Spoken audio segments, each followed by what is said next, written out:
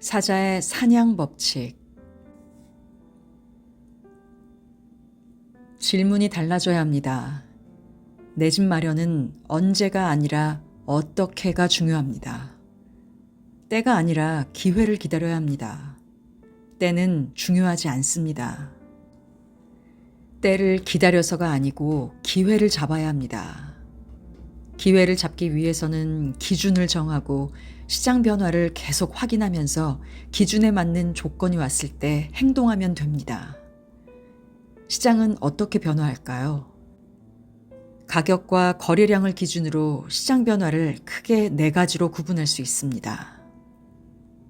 1. 가격이 상승하면서 거래량이 증가한다. 2. 가격은 상승하는데 거래량은 감소한다. 3. 가격은 하락하는데 거래량은 증가한다. 4. 가격이 하락하면서 거래량이 감소한다. 4가지 외의 시장은 없습니다. 그렇다면 각각의 원인은 무엇일까요? 여러분은 이미 답을 알고 있습니다. 한번 살펴볼까요? 우선 가격이 상승하면서 거래량이 증가할 때는 수요 증가가 공급보다 많은 경우입니다. 아파트를 사는 사람이 매도 물량보다 많아지면 가격은 상승하고 거래량도 증가합니다. 다음으로 가격은 상승하는데 거래량이 감소하는 시기입니다. 공급, 즉 매도 물량이 줄어들면 가격은 상승하지만 거래량이 감소합니다. 반면 수요는 지속되기 때문에 가격의 상승폭이 커집니다. 아파트 가격이 하락하는 경우를 살펴보겠습니다. 가격은 하락하는데 거래량이 증가하는 경우는 공급, 즉 매도 물량도 많아지고 수요도 많아질 때 나타나는 현상입니다. 특히 매도 물량이 수요보다 많아질 때 나타납니다. 마지막으로 매도 물량은 많은데 수요는 오히려 감소할 때 아파트의 가격은 떨어지고 거래량이 줄어듭니다.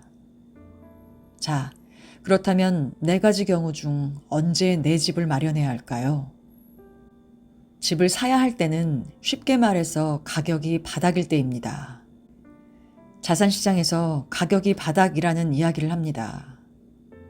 여기서 바닥이란 어떤 의미일까요? 단순히 가격이 싸다는 의미가 아닙니다. 가격이 바닥이라는 의미는 가격이 바닥을 치고 다시 상승한다는 뜻입니다. 이후 가격이 지속적으로 상승해야 합니다. 가격이 상승할 때는 어떤 경우에 해당할까요? 이때 자산시장이 변화하는 특징을 기억할 필요가 있습니다.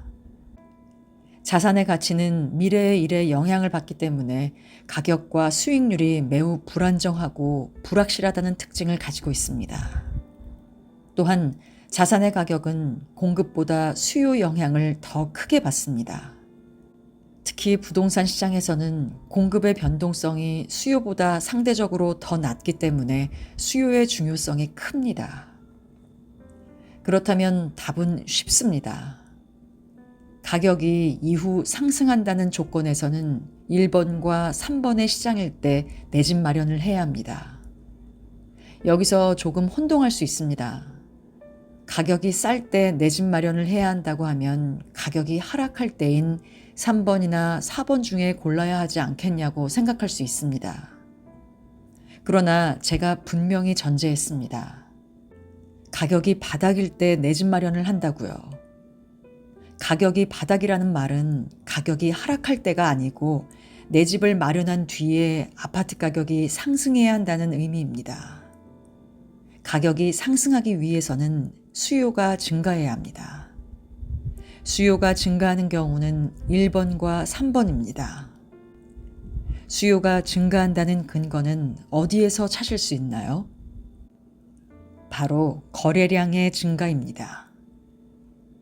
그렇다면 1번과 2번 중에서 어느 시점이 내 집 마련하기에 더 좋은가요?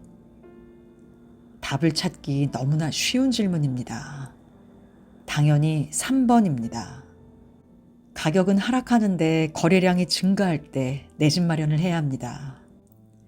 정리하자면 매도 물량이 많아지면서 가격은 하락하는데 가격이 하락하니까 수요가 증가하면서 거래량이 증가할 때 내 집 마련을 반드시 해야 합니다.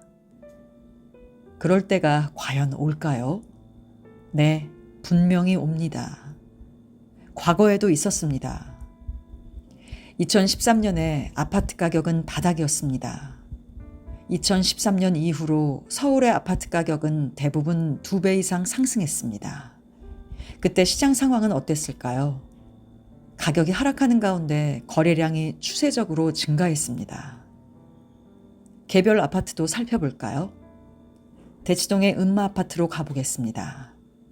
은마 아파트는 4,424세대에 이르는 대단지입니다. 투자가 목적인 수요가 많기 때문에 거래도 빈번합니다. 시장을 판단하기에 좋은 단지입니다. 2006년부터 2015년까지 매매 현황을 보겠습니다. 2006년도에 7억 원 후반대에서 1년 만에 11억 5천만 원 이상으로 상승합니다. 50% 이상의 상승률입니다. 이후 2009년에 매매 가격이 7억 원으로 급락합니다. 이후 다시 10억 원 이상으로 상승하다가 2012년과 2013년에 다시 7억 원으로 하락합니다. 2009년과 2013년 매매 가격은 7억 원으로 동일했습니다. 그러나 2009년은 가격 바닥이 아니었습니다. 무슨 말이냐고요? 이후 가격이 지속해서 상승하지 않았기 때문입니다. 가격이 낮은 것이 바닥이 아니고 가격이 지속적으로 상승해야 합니다. 2009년은 바닥이 아니었고 2013년이 바닥인 이유는 무엇이었을까요? 답은 거래량에 있습니다. 2009년에는 거래 건수가 많지 않았습니다. 그러나 2012년과 2013년에는 거래 건수가 증가했습니다. 같은 가격이라도 거래량에 따라서 바닥이 결정되었습니다. 잊지 마세요. 가격은 하락하는데 거래량이 추세적으로 증가하면 가격은 바닥입니다. 아파트 가격이 바닥이었던 2013년으로 가보겠습니다. 당시 사람들의 생각은 어땠을까요? 주요 신문들의 제목을 보면 흥미롭습니다. 온통 부동산 가격이 떨어진다는 이야기입니다. 더욱 하락할 것이라는 전망이 압도했습니다. 아파트 가격은 더 떨어지고 긴 불황이 시작되고 있다고 했지만 거래량은 조용히 증가하고 있었습니다. 누군가는 내 집을 마련하고 투자로 아파트를 샀습니다. 어떻게 해야 하는지 한 가지를 알았습니다. 가격이 하락하는데 거래량이 추세적으로 증가할 때 내 집 마련을 해야 합니다. 그리고 그런 시기는 반드시 옵니다. 그럼 그때가 오면 어떻게 행동해야 할까요?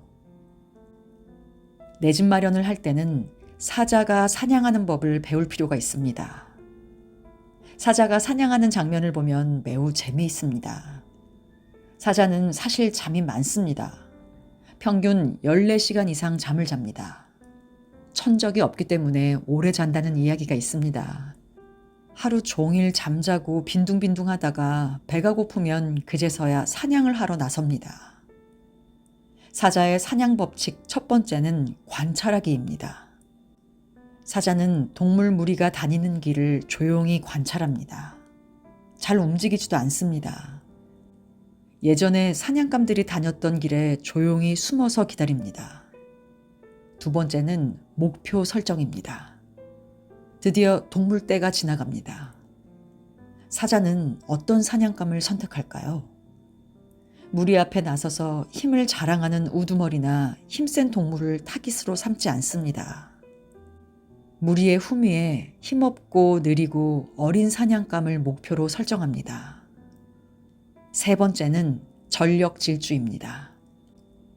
사자는 조용히 사냥감을 기다리다가 가장 힘없는 동물을 잡아먹기 위해 달려갑니다. 놀라운 건 속도입니다.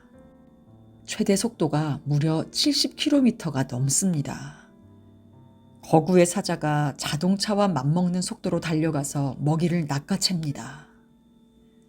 내 집 마련도 사자의 사냥법과 같아야 합니다. 조용히 시장을 관찰합니다. 시장의 변화가 일어나면 가격 하락폭이 가장 큰 아파트를 선정합니다. 그리고 가장 빠른 속도로 달려가야 합니다. 여기서 가장 빠른 속도는 자금을 의미합니다. 자금을 최대한 활용해야 합니다. 가지고 있는 자산과 대출을 최대한 활용하여 내 집 마련을 해야 합니다. 아파트를 살 때 대출은 불가피합니다. 대출을 일으켜서 아파트를 사는 건 전혀 문제가 없습니다. 무리한 대출을 일으켜서 비싼 아파트를 사기 때문에 문제가 발생합니다.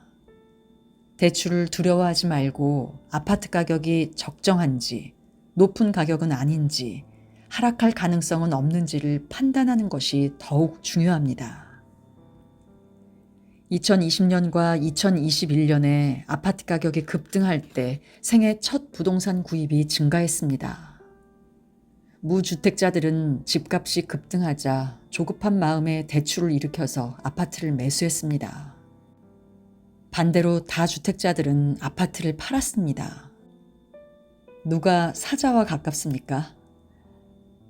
다시 기회가 오고 있습니다. 우리는 사슴이 아니라 사자가 되어야 합니다.